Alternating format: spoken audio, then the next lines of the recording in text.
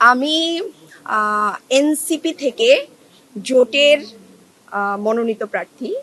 তো সেক্ষেত্রে আমি শুরুতে এনসিপির কে ধন্যবাদ জানাই, আমার দলের আহ্বায়ক এবং যারা এই সিদ্ধান্ত নিয়েছেন, সিদ্ধান্তের সাথে আছেন, তাদেরকেও ধন্যবাদ জানাই যে তারা আমাকে এই জন্য যোগ্য মনে করেছেন এবং তারা দল থেকে আমাকে মনোনয়ন দিয়েছেন।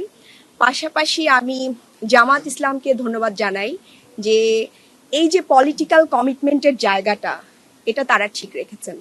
একটা জোট আসলে একটা কমিটমেন্ট, সেটা দেশের স্বার্থে, জনগণের স্বার্থে আমরা একসাথে কাজ করব, এটাই আমাদের কমিটমেন্ট ছিল এবং জনকল্যাণের স্বার্থে।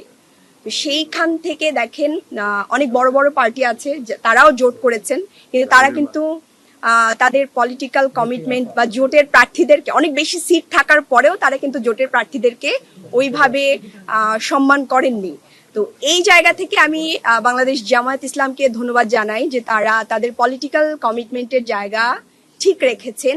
পাশাপাশি আমরা আজকে এই জায়গায় দাঁড়িয়ে আছি শুধুমাত্র জুলাইয়ের কারণে, এবং এটা জামাত ইসলামী এবং জোটের পক্ষ থেকে সিদ্ধান্ত হয়েছে যে আমরা একজন শহীদ পরিবারের প্রতিনিধিত্ব চাচ্ছিলাম। সেখান থেকে আমাদের সাথে শহীদ পরিবারের একজন প্রতিনিধি আছেন, একজন মা আছেন, শহীদ জাবিরের মা আছেন। এটাও অনেক বড় একটা বিষয়, যেই জুলাইয়ের উপর দাঁড়িয়ে আমরা আজকে এইখানে দাঁড়িয়ে আছি, সেই জুলাইয়ের একজন শহীদের মা আমাদের সাথে আছেন। এটা আমাদের জন্য অনেক বড় বিষয়।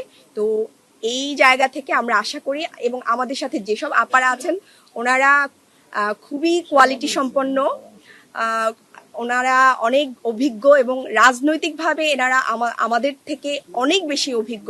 আমি আশা করি এই যে জোটের যে নারীদের পথ চলা, এটা খুবই সুন্দর হবে এবং আমরা নারীদের সামাজিক সুরক্ষা, নিরাপত্তা, স্বাস্থ্য, শিশু স্বাস্থ্য, তারপর এই যে আইন প্রণয়নের ক্ষেত্রে যে ভূমিকা রাখা দরকার, এগুলো আমরা ইনশাল্লাহ একসাথে জনকল্যাণ স্বার্থে আমরা করতে পারবো ইনশাল্লাহ।